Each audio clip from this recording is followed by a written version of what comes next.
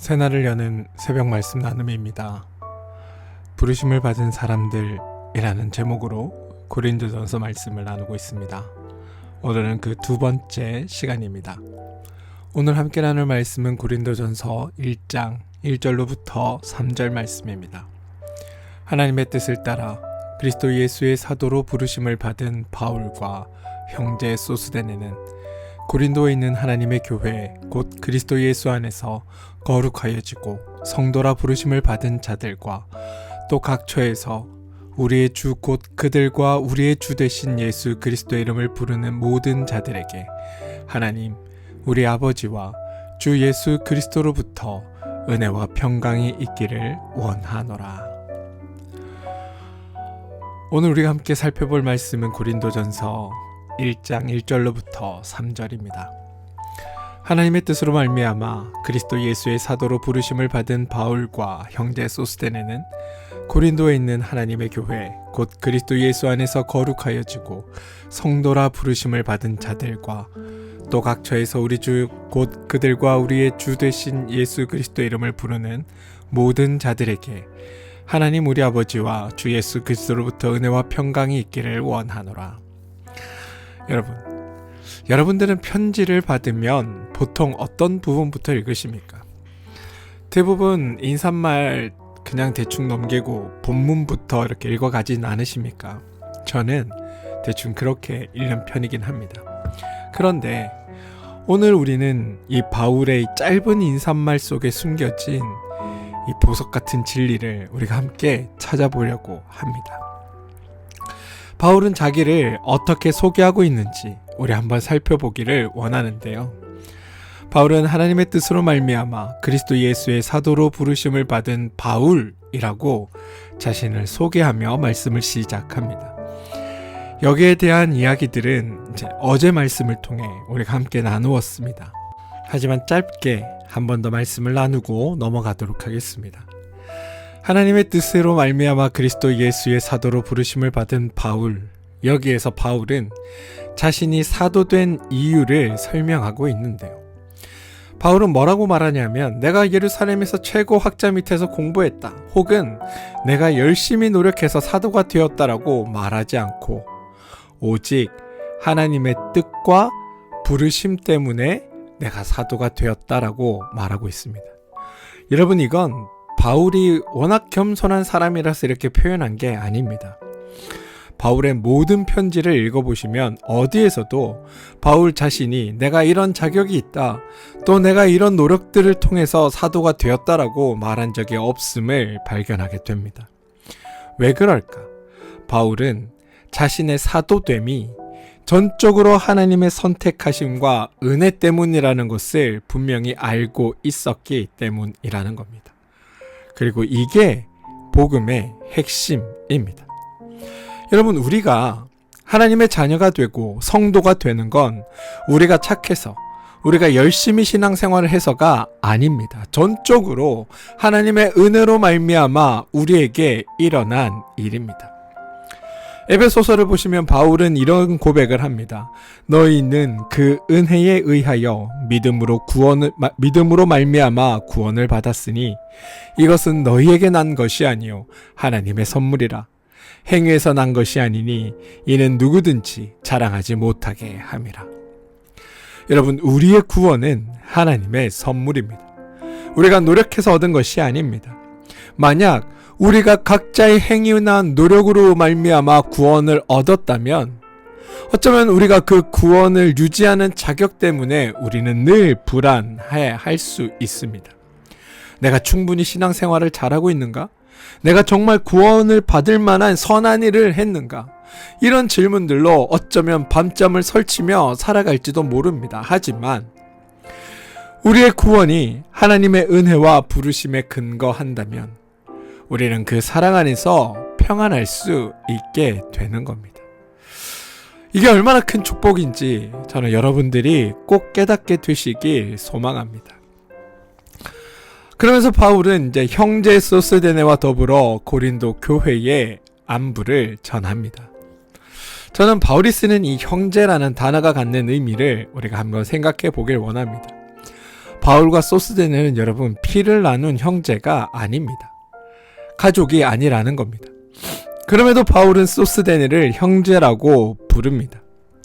따라서 바울이 사용한 이 형제라는 호칭은 그냥 단순히 이렇게 당시에 이렇게 통용되던 호칭이 아니라는 것을 우리는 발견하게 됩니다.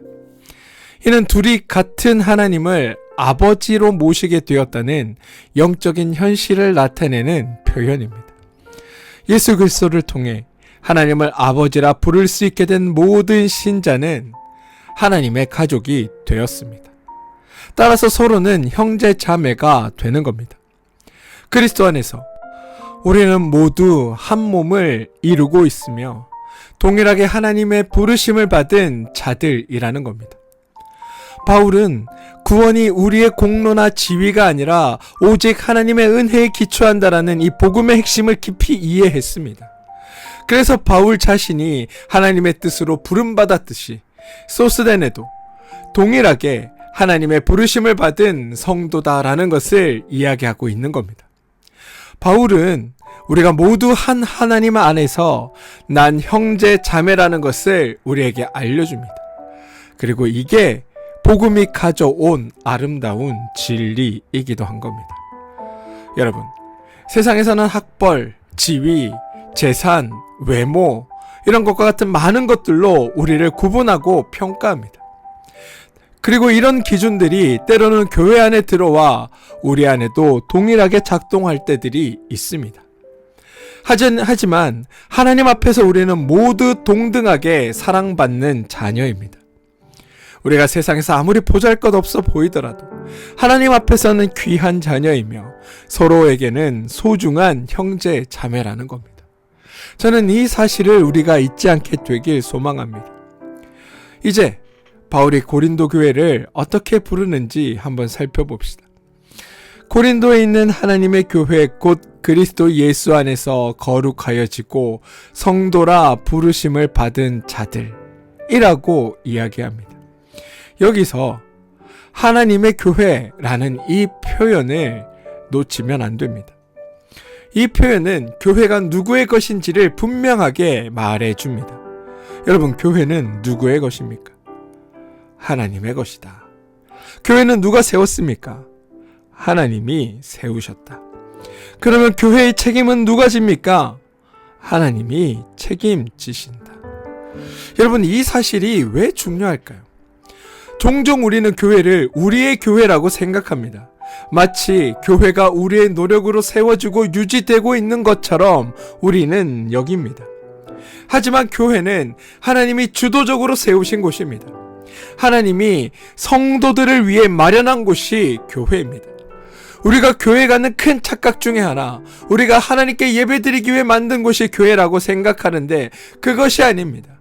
하나님께서 우리를 위해 마련한 곳이 교회입니다. 교회의 기초는 사람의 노력이나 의지가 아니라 하나님의 행하심을 근거로 교회가 세워집니다. 이건 여러분, 구약에서 하나님과 이스라엘 관계와 비슷합니다. 하나님께서 이스라엘을 선택하셨습니다. 그들을 애굽에서 구출하셨고 광야에서 보호하셨습니다. 그리고 약속의 땅으로 인도하셨습니다. 그 모든 과정을 주도적으로 이루신 분은 하나님이십니다. 이스라엘 백성은 하나님의 행하심의 그 결과, 다시 말해 하나님의 은혜를 받는 위치에 있었습니다. 여기서 중요한 점은 여러분, 이스라엘이 하나님의 백성이 된 게 이스라엘이 특별해서가 아니었다는 겁니다. 하나님이 그들을 선택하셨기 때문이라는 겁니다. 하나님이 먼저 그들을 구원하시고 언약의 관계로 초대하셨습니다. 그 후에야 그들이 하나님과의 관계 안에서 응답하며 살아가게 된 겁니다. 교회도 마찬가지입니다. 하나님이 먼저 우리를 부르셨습니다. 그리고 구원하셨습니다. 그리고 교회의 지체가 되게 하셨습니다. 우리는 그 은혜에 응답하여 하나님과의 관계를 누리는 겁니다. 저는 여러분들이 이 사실에 감사하며 살길 소망합니다. 우리가 교회에 속해 있는 것은 우리의 공로가 아니라, 우리의 선택이 아니라, 우리의 결단이 아니라 오직 하나님의 은혜이다. 우리가 교회 생활을 잘 하지 못할 때도 하나님은 여전히 교회의 머리로서 우리를 붙드시고 인도하신다. 우리는 그런 존재이다. 이제 오늘 말씀에서 가장 중요하고 놀라운 부분으로 한번 가봅시다. 바울은 여러분 고린도 교회 성도들을 향해 그리스도 예수 안에서 거룩하여지고 성도라 부르심을 받은 자들이라고 부릅니다. 그런데 여러분 고린도 교회가 어떤 교회였는지 어제 말씀을 드린 바 있습니다. 목사들이 고린도 교회에서 청빙 오면 아무리 많은 돈을 줘도 가면 안 되는 교회가 고린도 교회다라고 말씀을 드렸습니다. 그만큼 문제가 많은 교회였다는 겁니다. 정말 심각한 문제들이 있었습니다. 교회 안에서는 파당이 생겨 서로 분열되어 있었고 아버지의 아내와 관계를 맺는 심각한 음행 사건이 있었고 신자들끼리 법정에 고소하는 일들이 있었고 우상 숭배 문제도 교회 안에 있었습니다. 이런 심각한 문제들이 있는데 바울은 그들을 뭐라고 불렀냐 하면 거룩하여지고 성도라 부르심을 받은 자들이라고 불렀다라는 겁니다. 여러분 진짜 놀라운 이야기 아닙니까? 만약 제가 바울처럼 고린도 교회에 편지를 쓴다면 이 독사의 자식들아 저주받아 지옥에 갈 것들아라고 아마 그들을 칭했을 겁니다. 그런데 바울은 그들을 향해 성도라고 부릅니다. 그리고 그들이 그리스도 예수 안에서 거룩하여졌다라고 확언합니다. 여러분 이게 복음의 은혜이고 놀라움입니다. 바울이 고린도 교회의 문제를 몰랐을까요? 그렇지 않습니다. 바울은 이 고린도 전서에 이 고린도에 보내는 편지 전체를 통해서 이런 문제들을 하나하나 다루고 있습니다. 그는 고린도 교회의 문제를 누구보다도 잘 알고 있었습니다. 그런데 바울은 고린도 교인들의 성도됨을 조금도 의심하지 않았습니다. 왜 그랬을까요? 그건 바로 여러분 성도됨이 인간의 행위로부터 말미암는 것이 아니라 하나님의 부르심에 근거하고 있다라는 걸 바울은 잘 알고 있었기 때문입니다. 자 여러분 여기서 우리는 매우 중요한 한 가지를 구분하고 가야 합니다. 그게 뭐냐면 성도의 존재됨과 성도의 삶은 서로 다르다라는 것을 이해해야 한다는 겁니다. 무슨 말이냐?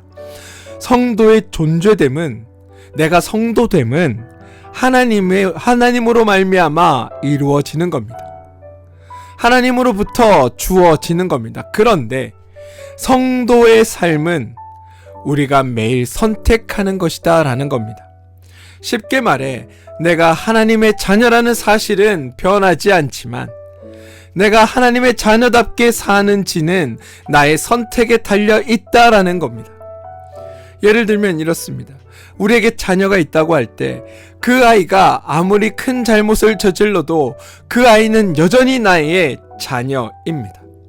부모와 자녀의 관계는 변하지 않는다라는 겁니다. 하지만 그렇다고 아이의 잘못된 행동을 그냥 넘어가지 않습니다. 아이가 잘못하면 혼을 내고 바로 잡습니다. 왜냐하면 그 아이를 사랑하기 때문에 잘못을 바로 잡아 준다는 겁니다. 바울도 마찬가지였습니다. 바울은 고린도 교인들이 하나님의 자녀라는 사실을 의심하지 않았습니다. 하지만 그들의 잘못된 삶, 잘못된 행동은 분명히 지적하고 바로 잡으려 했던 겁니다. 근데 이 점이 말씀을 묵상하는 우리에게 위안을 줍니다. 왜냐하면 간혹 우리의 모습과 행동에서 나 스스로 실망하거나 넘어질 때가 있기 때문입니다. 아, 내가 정말 하나님의 자녀가 맞나? 내가 정말 이렇게 살아도 되나라는 의심에 빠질 때가 우리 가운데 있다라는 겁니다.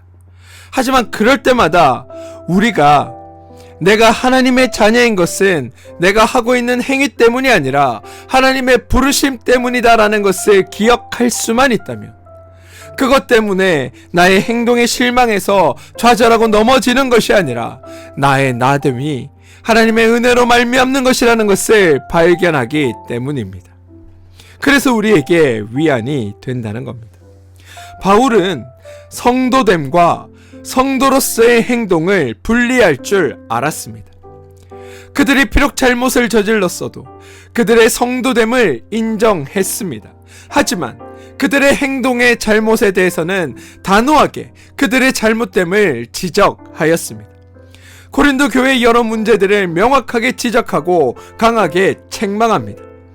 그는 교회의 분열, 음행, 소송, 우상숭배, 성만찬에서의 무질서, 은사의 오용 등에 대해 모두 다 직접적으로 다 다루었습니다.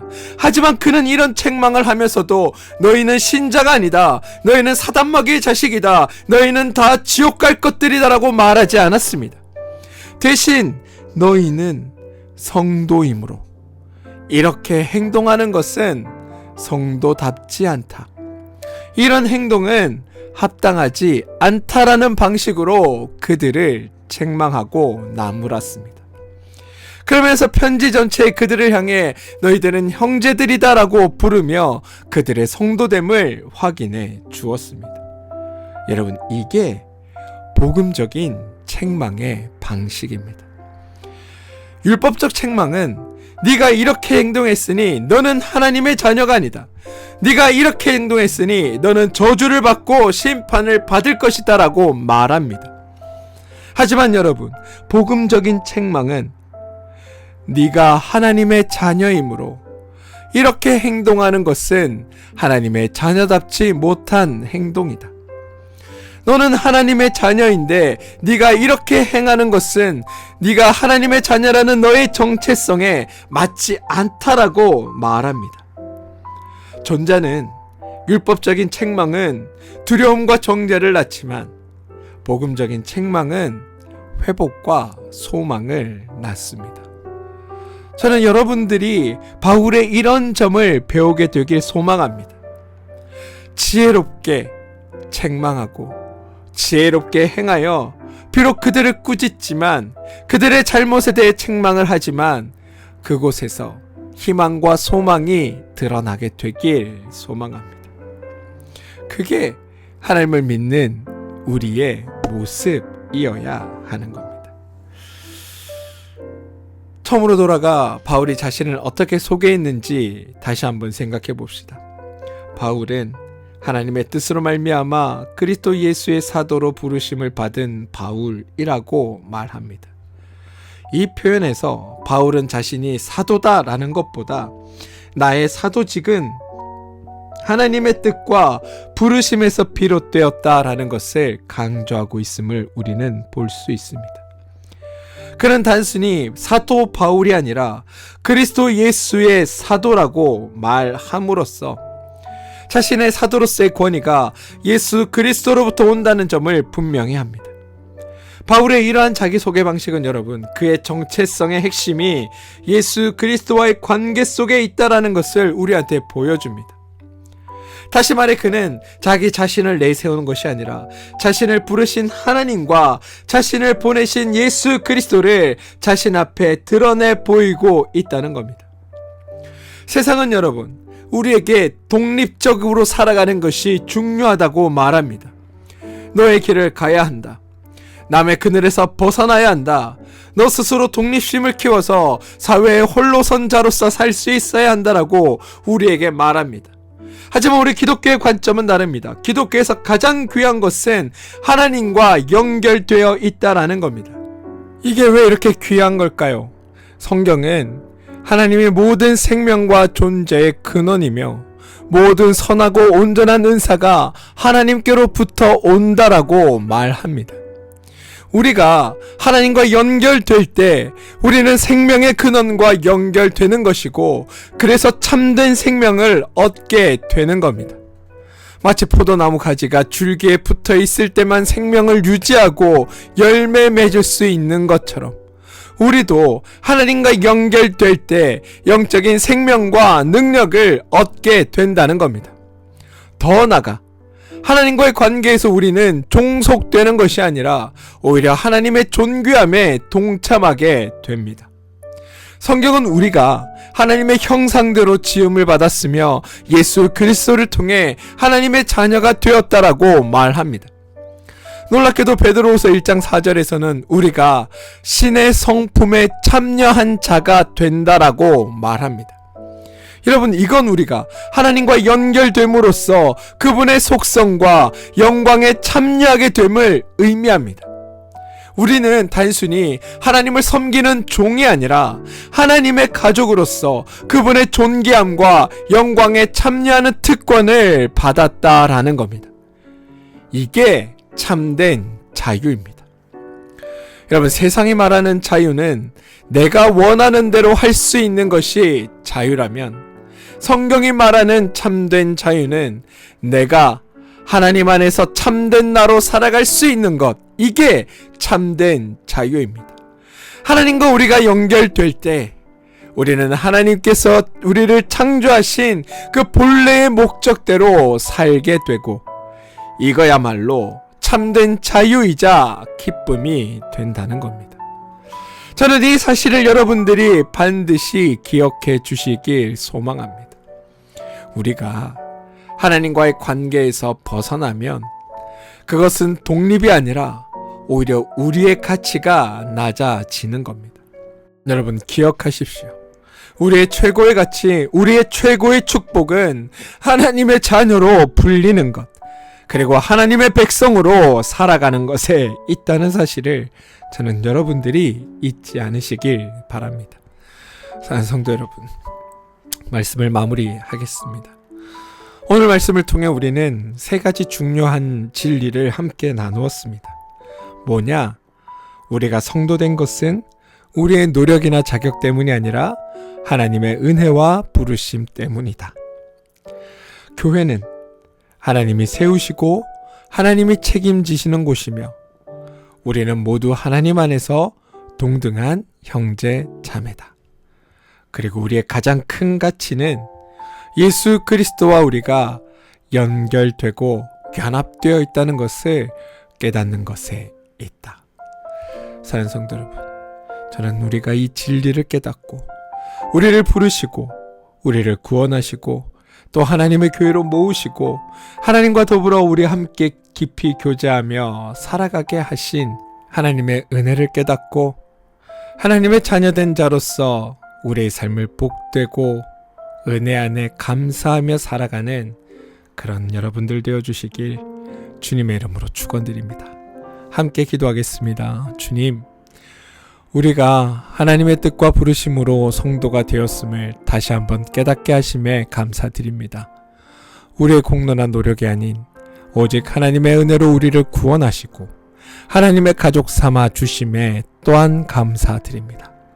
우리가 때로 넘어지고 실패할지라도 우리의 정체성은 변하지 않는 하나님의 자녀임을 기억하게 하시고, 우리가 우리의 정체성에 합당한 삶을 살아갈 수 있는 힘과 지혜를 우리 가운데 주시옵소서. 또한 우리의 가장 큰 가치가 하나님과의 관계 있음을 잊지 않게 하시고 주님의 능력 안에 살아가는 우리 되게 하여 주시옵소서. 예수님의 이름으로 기도합니다. 아멘.